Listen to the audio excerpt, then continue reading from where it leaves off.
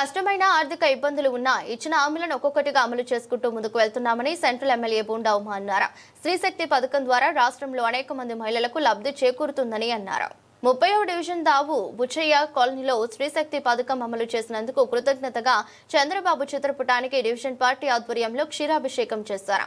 కార్యక్రమానికి central MLA bonda Uma ముఖ్య అతిథిగా హాజరయ్యారు. కమిటీ సభ్యులు ఆయనకు ఘన స్వాగతం పలికారు. అనంతరం ఆలయ పరిసరాల్లో ప్రత్యేక కార్యక్రమాలు ఏర్పాటు చేశారు.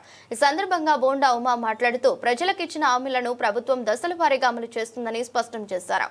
అధికారంలోకి వచ్చిన తొలి నెలలోనే పింఛన్ పెంచిన విషయాన్ని గుర్తు చేస్తూ పేదవారి ఆకలి తీర్చేందుకు అన్న క్యాంటీన్లు ప్రారంభించామన్నారు. తల్లికి వందనం పథకం ద్వారా ప్రతి బిడ్డకు ఆర్థిక సాయం అందజేస్తున్నామని వివరించారు. అలాగే ప్రతి కుటుంబానికి సంవత్సరానికి 3 గ్యాస్ సిలిండర్లు ఉచితంగా అందజేస్తున్నామని, ఇప్పుడు స్త్రీశక్తి పథకం ద్వారా రాష్ట్రంలోని ప్రతి మహిళకు నేరుగా లబ్ధి చేకూరుస్తున్నామని చెప్పారు.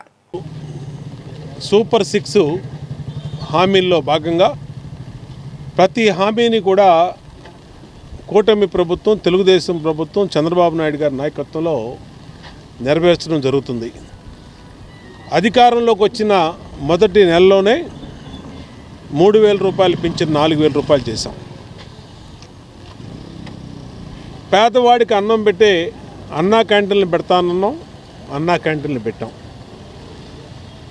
ప్రతి మహిళకి 3 గ్యాస్ బండ్లు ఇస్తానన్నాం, 3 గ్యాస్ బండ్లు ఇస్తున్నాం. ఎంతమంది పిల్లలు ఉంటే అంతమంది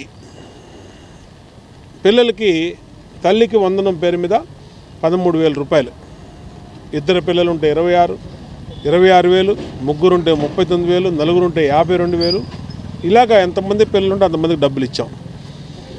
ఇవాళ స్త్రీశక్తి అనే పేరు మీద మహిళలకి రాష్ట్రంలో ఎక్కడ నుంచి ఎక్కడికి వెళ్ళినా బస్సులో, ఆర్టీసీ బస్సులో టికెట్ కొనే పని లేకుండా ఉచితంగా బస్సు ప్రయాణం పెడతాం వల్ల దాదాపు 2 కోట్ల మంది మహిళలకి మేలు జరుగుతూ ఉంది.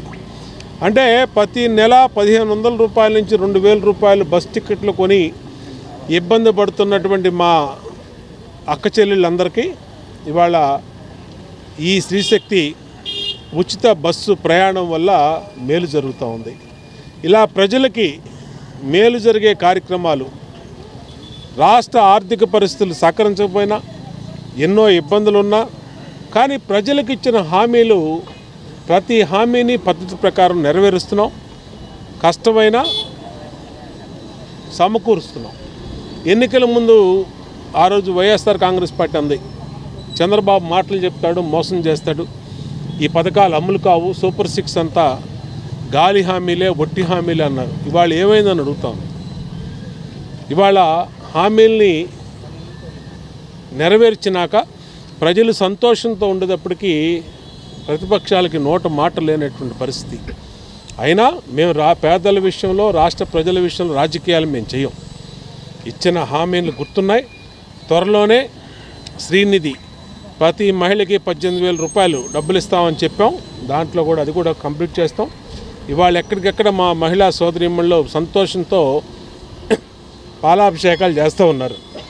ఈరోజు 30వ డివిజన్లో డివిజన్ పార్టీ అధ్యక్షుడు ఎల్ఎస్ఆర్ కానీ, ఇన్ఛార్జి రమణ కానీ, మా మహిళా నాయకురాలు సరోజిని కానీ, ఇంకా ఝాన్సీ కానీ, ఇంకా ఉన్నటువంటి మన శారద కానీ, వీళ్ళందరూ కూడా పెద్ద ఎత్తున ఈ కార్యక్రమం పెట్టి ఈరోజు సంతోషంగా మహిళలందరూ పాలాభిషేకం చేశారు. సంతోషం.